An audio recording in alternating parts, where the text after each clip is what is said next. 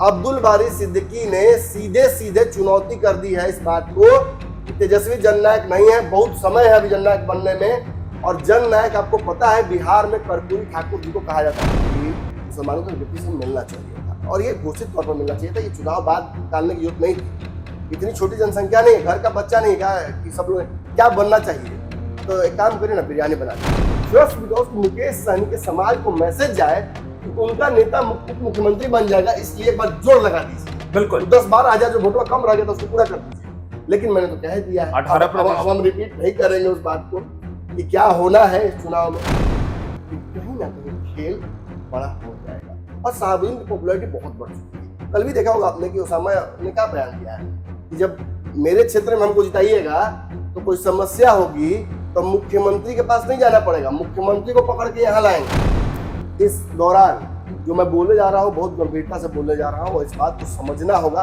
हर जाति धर्म के लोगों को जी।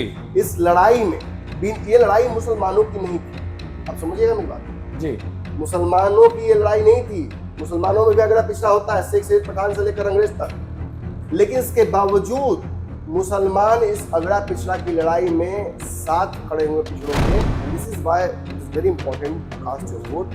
तो आए हैं तो वोट देकर जाइएगा। हमारे मित्रों को भी ये कहूंगा, अनुजों को भी कहूंगा, नोरमा ग्रुप, जो सोचता है वो करता है, आपके अपने सपनों का आशियाना। देखिए, बिहार की राजनीतिक गलियारों में सिर्फ 2 ही 3 चर्चाएं जो है वो तेज हो गई है। सबसे पहले मुस्लिम, यादव, मुकेश सहनी, तेजस्वी यादव, दरी।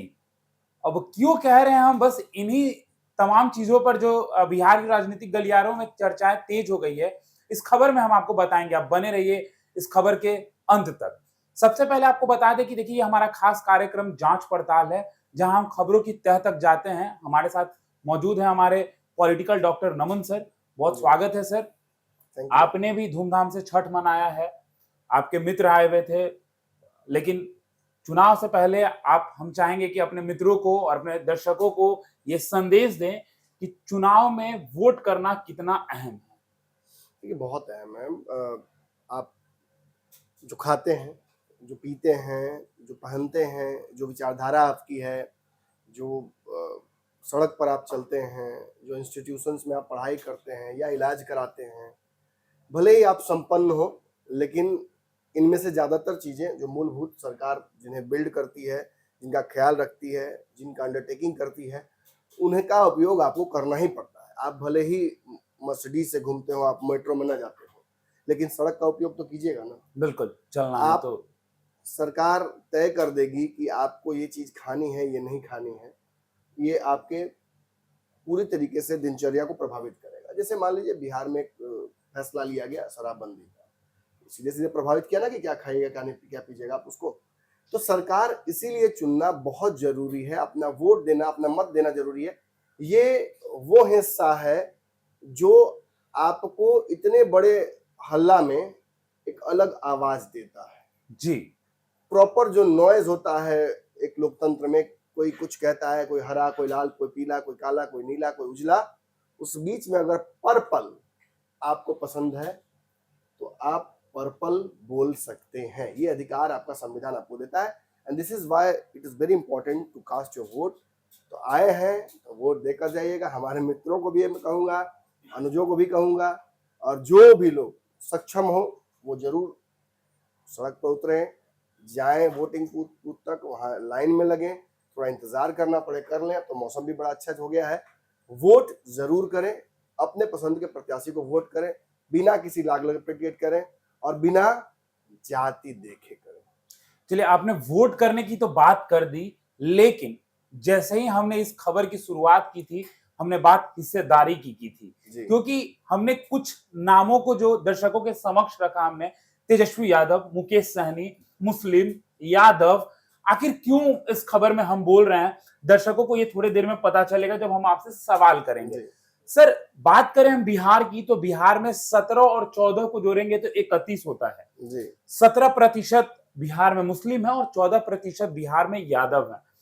जैसे ही तेजस्वी यादव के नाम पे मुहर लगता है कि तेजस्वी यादव जो है वो बिहार के महागठबंधन से सीएम फेस हैं, और दूसरी तरफ मुकेश सहनी पे ये मुहर लगता है कि डिप्टी सीएम मुकेश सहनी होने जाएंगे।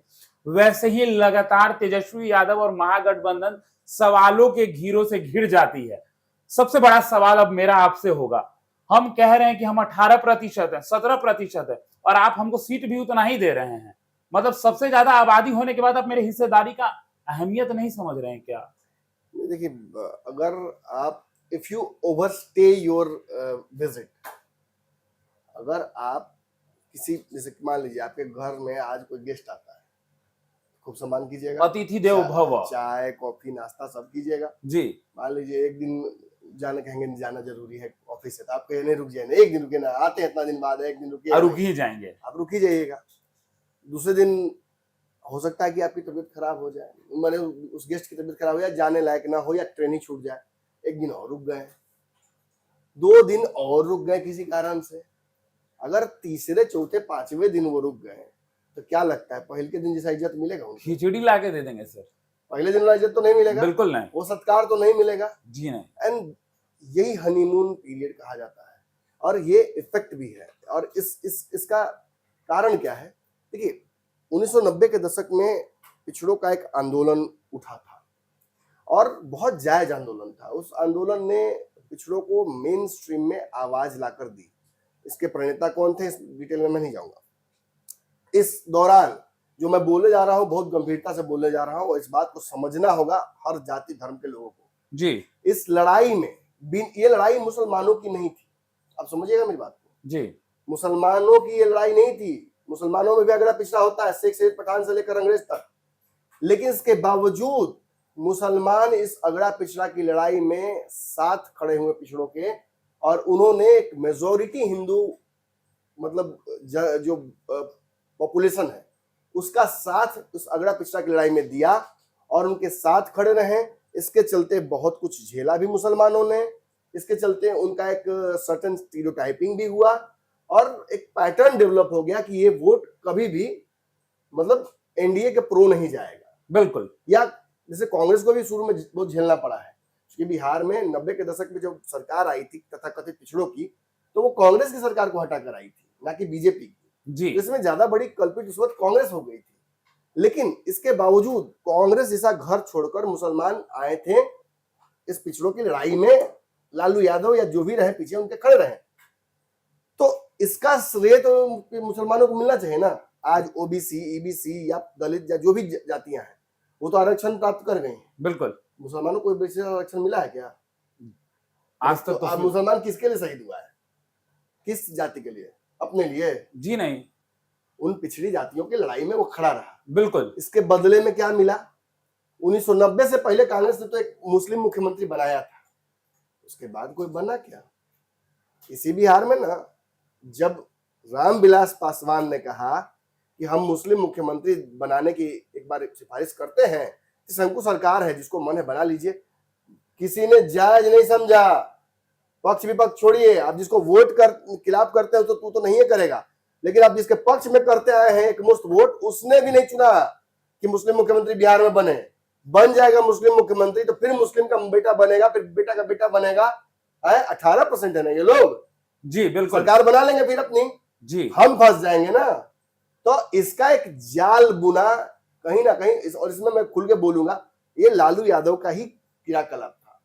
शहाबुद्दीन हो या अब्दुल बारी सिद्दीकी हो या उस वक्त के कई मुसलमान नेता जो समझ गए वक्त रहते और जदयू की तरफ भाग गए। जदयू उनको सेफ हेवन मिला। बलियावी से लेकर बहुत नेता थे जो कि उन्होंने बहुत अच्छा राजनीति नीतीश कुमार साथ किया, लेकिन लालू यादव ने स्पेशली इस किसी मुसलमान नेता को बहुत आगे प्रमोट नहीं किया, क्योंकि उन्हें इस बात का डर था कि कहीं ना कहीं खेल बड़ा हो जाएगा। और शहाबुद्दीन की पॉपुलैरिटी बहुत बढ़ चुकी थी। कल भी देखा होगा आपने कि ओसामा ने क्या बयान दिया है कि जब मेरे क्षेत्र में हमको जिताइएगा तो कोई समस्या होगी तो मुख्यमंत्री के पास नहीं जाना पड़ेगा, मुख्यमंत्री को पकड़ के यहाँ लाएंगे। अब कैसे धर के लाएंगे? कॉलर पकड़ेंगे, गर्दन पकड़ेंगे कि उनका हाथ पकड़ के लाएंगे, भगवान जाने। लेकिन दिस इज द कॉन्फिडेंट जो शहाबुद्दीन का परिवार शहाबुद्दीन दिखाते रहे, और बिहार के मुसलमान शहाबुद्दीन को मिस करते हैं इसी वजह से। मैं बाकी डिटेल्स में जाऊंगा कि क्या हुआ, क्या उनकी छवि रही थी, उसमें नहीं जाऊंगा, लेकिन मुसलमानों के एक बड़े नेता थे। आज बहुत नेता इधर उधर भी हैं जिनके पर आरोप लगा हुआ है, लेकिन ये एक दौर था जिस दौर में मुसलमान मतलब इतने हाशिए पर आ गए, मुख्य धारा से छिटके दूसरे की लड़ाई लड़ने गए, उस लड़ाई में फेंके गए, और उसके बाद एक कमोडिटी स्टेटस इनको मिल गया कि आप हम ही को वोट कीजिएगा, नहीं तो वो आपका भूत काट लेगा आपको। बार बार एनडीए से डराया गया मुसलमानों को, बार बार एनडीए से डराया गया मुसलमानों को, कभी वक्फ के नाम पर, कभी ट्रिपल तलाक के नाम पर। और ये कानून ऐसे कानून है जिसने मुसलमानों के जीवन को मजबूत किया है, ना कि कमजोर किया, अपग्रेड भी किया, अपग्रेड किया। आप शरिया के हिसाब से नहीं चल सकते हैं मेरे भाई, मैं दावे से कह रहा हूं, ये भ्रम मत रखिए। मैं बहुत बड़े पढ़े लिखे, बहुत सूझबूझ वाले, बहुत लर्नेड प्रोफेसर से मिला हूं मुस्लिम समाज के, एंड दे रिबफ कि शरिया को अपग्रेड नहीं किया जाएगा तो मुसलमान अनपढ़ ही रह जाएगा। कम से कम मेजोरिटी ऑफ मुसलमान जो जिनकी शरिया के प्रति जो उनको एक दिखा दिया जाता है, या इस्लाम के प्रति जो दिखा दिया जाता है, इस्लामिक लिटरेचर के प्रति जो दिखाया जाता है, उनकी भक्ति उनमें डेवलप की जाती है, that is not inducted in the same form with modern education. और मॉडर्न एजुकेशन कितना इंपॉर्टेंट है ये आपको समझना होगा, और धीरे धीरे आप समझ भी रहा है मुसलमान समाज। शिक्षा के प्रति जो जागरूकता है, मोदी काल में एक डेटा है कि मोदी काल में मुसलमान ज्यादा पढ़ लिख रहे हैं। ये एक पैटर्न है। हो सकता है कि अपने अधिकारों को समझने के लिए, हो सकता है कि उनको ये लगता हो कि नहीं ज्यादा जागरूक होंगे तो फिर मोदी से लड़ भी पाएंगे, जो भी कारण हो उनकी अपनी मन में हो सकती बात। सर आपने तो बात जागरूकता की कर दी, लेकिन हम जब बात बिहार की करते हैं, बिहार में सभी जाति के जो नेता हैं वो कहीं ना कहीं नेतृत्व करके अपने जातियों को जो है दिखाते हैं कि हम इस जाति के नेता हैं। अगर उदाहरण के तौर पे ले उपेंद्र कुशवाहा जाति के, आईपी गुप्ता को ले पान समाज के, तो आखिर मुसलमान क्यों नहीं चुन पा रहे बिहार में सर कोई ऐसा नेता जो मुसलमानों को नेतृत्व कर सके? देखिए मैं नाम नहीं लूंगा, कल भी एक बिहार की पार्टी है, वो सर्टेन जातीय समीकरण की पार्टी है, शायद मेरी बात से आप समझ जाएंगे, उसके बहुत बड़े पद पर वो है मुस्लिम नेता है। मेरे पंचनामा जो किया जिसमें मैंने ये बात कही जो आपने अभी कहा, और मैं 2-3 पंचनामा से मुसलमानों की बात कर रहा हूँ, मैं डिप्टी सीएम की भी बात कर रहा हूँ कि मुसलमानों को डिप्टी सीएम मिलना चाहिए था, और ये घोषित तौर पर मिलना चाहिए था। ये चुनाव बाद टालने की जरूरत नहीं थी, इतनी छोटी जनसंख्या नहीं है, घर का बच्चा नहीं क्या कि सब लोग क्या बनना चाहिए, तो एक काम करिए ना, बिरयानी बना दीजिए। साथ में क्या बनना चाहिए, तो एक काम करिए सालन बनाइए, रायता बना दीजिए। तो बच्चा बोल रहा है एक काम करिए ना, जलेबी बना दीजिए जी, देखा जाएगा तुम्हारा बच्चा नहीं है मुसलमान, वही बच्चा सबसे बड़ा है। मुसलमान is not a dessert but the main recipe. आपके इस गठबंधन का मेन रेसिपी मुसलमान है। 18% they are bringing to the plate, और इस वजह से आप उनको अनदेखी नहीं कर सकते हैं। चिराग पासवान ने तो फिर से जाल फेंक दिया है, जीजा प्रसाद दोनों मिलकर, कि आ जाओ मुसलमानों, वक्त बदल दो, जज्बात बदल दो, बेईमानों का ताज बदल दो, आ जाओ हमारे साथ। कितना दिन तक रहोगे? आइए आइए अब्दुल भाई, गले मिलते हैं, ईद मनाते हैं, साथ में रहते हैं, पुराना हिसाब लाया जाए। याद है ना जब चलते थे रामविलास पासवान, तो इधर एक टोपी वाले दाढ़ी वाले मुसलमान भाई और इधर एक भूमिहार भाई, ये गठजोड़ था। ये गठजोड़ मुसलमानों को बीच में जो भटकाव हुआ है उसका कारण ही था लालू यादव का जो फेज था। देखिए लालू ने बहुत स्मार्टली जेपी के आंदोलन को भुना लिया जी, और वो सत्ता में आ गए। जेपी का आंदोलन वाज नॉट नेसेसरली अगड़ा पिछड़ा, बट अगेंस्ट जो एक स्थापत्य हो गया था ना कांग्रेस का, उसके खिलाफ था, उनका इमरजेंसी के खिलाफ था। कांग्रेस की एक जो कहा सकता है कि एक फेज था जिसमें कांग्रेस ऑटोनोमस हो गई थी, उसके खिलाफ था, और उसका फायदा लालू यादव ने अपने तरीके से बिहार में उठाया, और दैट इज नॉट रॉन्ग। सत्ता में जाने के जो करना पड़े करिए जी, लेकिन तब से मुसलमानों को क्या मिला ये भी पूछना जरूरी है। खैर लालू काल में तो अब्दुल बारी सिद्दीकी साहबुद्दीन थे भी जी, आज क्या कोई मुसलमान नेता का तेजस्वी काल का नाम ले लीजिए ना, तो दिखाई ही नहीं पड़ता है। होगा तब ना दिखेगा, यही कहा जाता है, होगा तब ना दिखेगा जी। और जो दिखते हैं वो भी मुट्ठी भर है, और उनका पॉलिटिकल प्रूनिंग किया जाता है, छटाई, इन्हें से भी छाटो, इन्हें से हटो, और छाट के इतना छोटा रखो कि कभी कद बढ़ नहीं पाए, कहीं हमारे पुत्र को कहीं चुनौती देगा था। लेकिन सर अब तेजस्वी यादव पे कई बड़े मुसलमान नेता हैं जो भड़क रहे हैं। हमारे पास कुछ नेता का नाम है और उनका बयान नेता है, लालू के साथ चलने वाले, उनके साथ कदम में कदम मिलाने वाले अब्दुल बारी सिद्दीकी ने कह दिया है तेजस्वी महान जननायक नहीं है, जननायक एक ही थे, कर्पूरी ठाकुर। और जिस कर्पूरी ठाकुर को सोचिए जैसे कितना दुखद है, कितना माने गलत है, ये जन नायक कह दिया जा रहा है तेजस्वी यादव को, जिस व्यक्ति ने 2 बार वो भी नीतीश कुमार के रहमो करम पर सत्ता का सुख प्राप्त किया है, अपने दम पर बिहार में कुछ अचीव नहीं कर पाए हैं आज तक, उस व्यक्ति को जन नायक कहा जा रहा है। क्यों? बिकॉज दूसरा कोई लालू यादव सामने नेता करेंगे ही नहीं, और अपने दूसरे पुत्र तक को नहीं करेंगे, तेजस्वी को ही झेलना होगा आपको। ये कहना चाह रही है राजद, ये कहना चाह रहे हैं लालू यादव, ये कहना चाह रहे हैं राजद के तथाकथित सलाहकार। और इसके पीछे रणनीति क्या है, इसके पीछे स्ट्रेटजी क्या है? सीधी स्ट्रेटजी यही है कि इन सारी जातियों को जो वोट कर रही है राजद को, उनको तेजस्वी यादव को अपना नेता मानना होगा, मुख्यमंत्री मानना होगा, उनके हर फैसले को स्वीकार करना होगा, चाहे 23 तारीख का प्रेस कॉन्फ्रेंस हो या आज का प्रेस कॉन्फ्रेंस हो। तेजस्वी की तस्वीर के अलावा किसी की तस्वीर लगने तक नहीं दी गई है। क्या इशारा है? बिल्कुल, घोषणा पत्र में तेजस्वी यादव दिख रहे हैं। किसी मुसलमान नेता की तस्वीर लग जाती तो खराब हो जाता, क्या कुछ गलत हो जाता? अब्दुल बारी सिद्दीकी ने सीधे सीधे चुनौती कर दी है इस बात को कि तेजस्वी जननायक नहीं है, बहुत समय है अभी जननायक बनने में। और जननायक आपको पता है बिहार में कर्पूरी ठाकुर जी को कहा जाता था। जी बिल्कुल। जब 90 का दशक के बाद लालू यादव की सरकार बनी तो सबसे बड़ा जो भाजपा से लड़ने का इन्होंने हथियार बनाया था कि कर्पूरी ठाकुर जी को भारत रत्न दो। बिल्कुल। और दिया किसने? BJP, NDA. और अब वो देखिए, मैंने हम सम्मान करते हैं, हम उनके लिए हक के लिए लड़ेंगे, ये करेंगे, ये चुनाव को मैं मुद्दा बनता कर्पूरी ठाकुर को देना पक्का बनाते तेजस्वी यादव, मुद्दा ही नहीं छोड़ा भाजपा ने।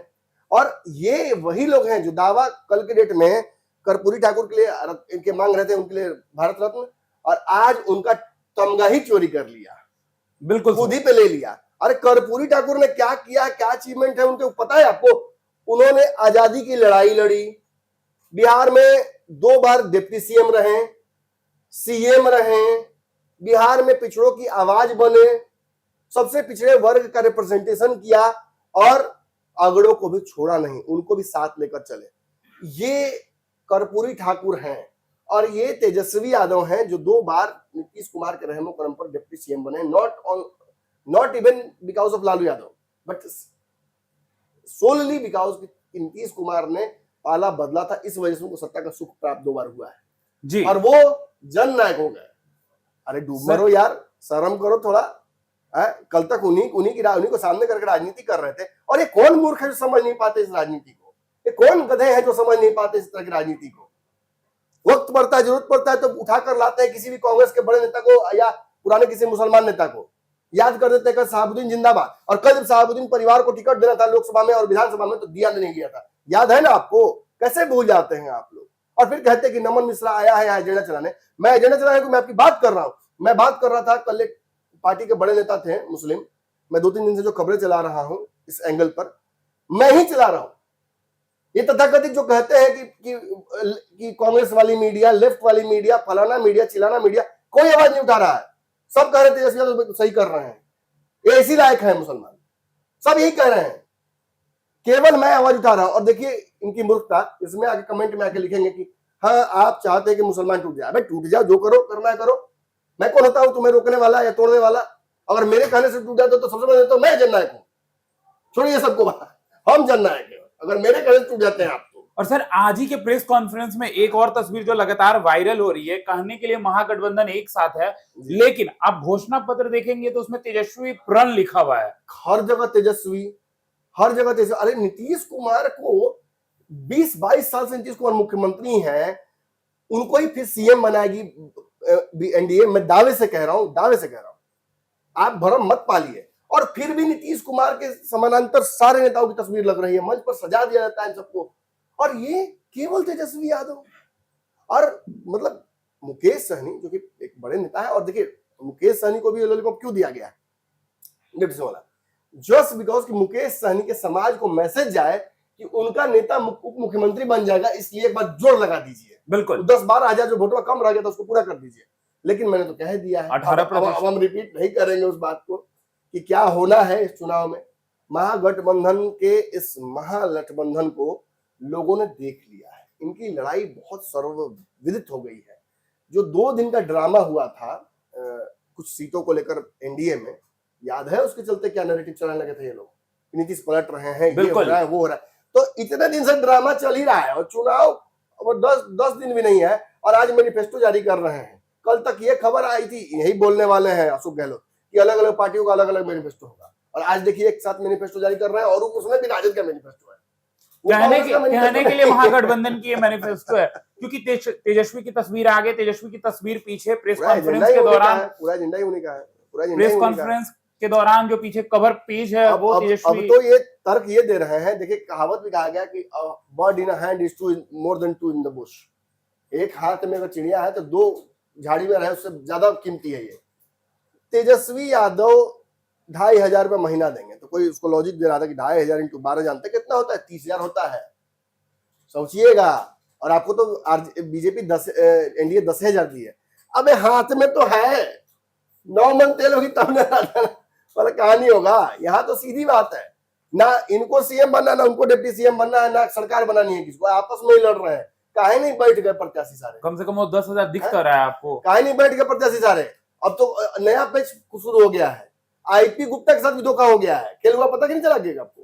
खेल हो गया आईपी गुप्ता के साथ, बढ़िया खेल हुआ है। आईपी गुप्ता ईमानदारी में गए कि भाई भाई में कि बैठ जाएंगे, इनको क्या पता कि इनसे बड़का बड़का गेहूं यहाँ बैठा हुआ है। ये गए दोस्ती यारी में, इनकी तरफ से एक चौहान जो महिला है उन्होंने अपना नामांकन जो किया है, आपको पता है वहां से नामांकन वापस नहीं लिया है महागठबंधन ने जी नहीं, और पेज फंसा दिया गया वहां पे। अब उस सीट पे कंफ्यूजन क्रिएट हो गया है। तेजस्वी यादव ने वहां से प्रत्याशी घोषित नहीं, मैंने इनको घोषित नहीं किया है जो आईआईपी की प्रत्याशी हैं। अब सोचिए कितना बड़ा खेल हो गया। मतलब दिखाने के लिए जो खेल पप्पू यादव साथ कर रहे थे वैसे ही खेल करने की कोशिश आईपी गुप्ता के साथ भी कर रहे हैं। लेकिन जो करे, जिनके पास क्षमता होती है, समाज खड़ा होता है, उनको रोकना संभव नहीं है। नीतीश कुमार को भी रोकने की बहुत कोशिश तेजस्वी ने की, कोई रोक नहीं पाता है। जिसके पाँव में जंजीरें होती है ना, उसको चलना भी उस हिसाब से आता है। जितनी भारी जंजीर उस हिसाब से चलना भी उसको आता है। नीतीश को पता है कि कैसे बाढ़ के पानी की तरफ सबको लपेट के चलना है। और ये मैं कोई नीतीश कुमार का फैन नहीं हूँ, सब जानते हैं जैसे कि मैं कितनी धज्जी उड़ाता हूं सरकार की। नीतीश कुमार का पॉलिटिकल कौशल जो है ना, वो भारी पड़ जाता है तेजस्वी यादव पर। इतना के बावजूद देखिए मुसलमान नेताओं को नीतीश कुमार ने कितना जिम्मेदारी दी है, कितना साथ लेकर चल रहे हैं। जितना फैसला नीतीश कुमार ने कब्रिस्तान से लेकर मदरसों तक लिया है, क्या लालू यादव ने लिया है? क्या तेजस्वी ने लिया है? बाहर खड़े होकर मुसलमान मदरसा कर्मी खड़ा होकर लालू यादव के गेट पे गिड़ा रहे थे कि हमारा मानदेय बढ़वा दिए, हमारा परमानेंट करवा दिए। याद है गेट पे क्या कहे थे? अरे बेशरम हो, तुमको याद नहीं रहता है? याद करना चाहिए। गेट पर खड़ा होकर क्या कहे थे उन्होंने? हम नहीं रिपीट करेंगे, जाके सुन लीजिए वीडियो पुनः खोज के। आप याद भुला जाते हैं, आप लोग का याददाश्त कमजोर है महाराज। तो चलिए फिलहाल इस खबर में इतना ही। आप हमारा खास कार्यक्रम जांच पड़ताल देख रहे थे। धन्यवाद। आपके सपनों को हमने सजाया है, ई होम्स पैनोरमा को हमने बनाया है। ई होम्स मेरा एक सपना था जिसपे मैं पिछले 4 साल से काम कर रहा था। हमने जो बनाया है वो सबने है माना। ई होम्स पैनोरमा में हो आपका भी आशियाना।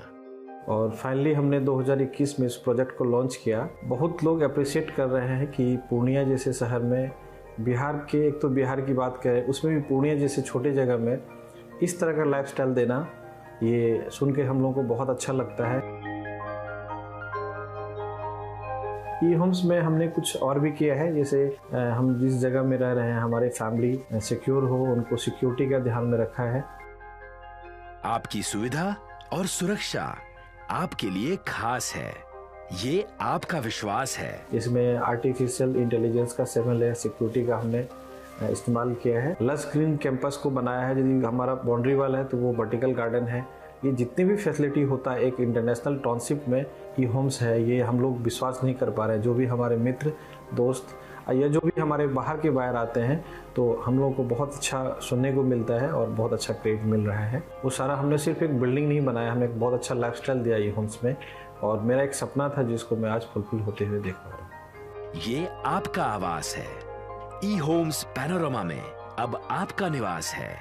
ई homes Panorama, luxurious lifestyle redefined.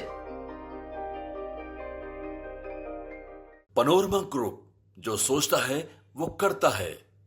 अगर ये वीडियो पसंद आई और वह बिहार के राजनीति और बिहारियत से सरोकार रखेनी तो सब्सक्राइब बटन दबा के चैनल के सब्सक्राइब कर ली। ओजे एगो घंटी बा, ओकरा बटन दबा देला से कुल सटीक और मारक खबर रुआ मुफ्त में मिल जाई। अगर रउआ पत्रकारिता के हमनी के नया प्रयोग में सहयोग कर चाहतनी तो ज्वाइन बटन दबा दी।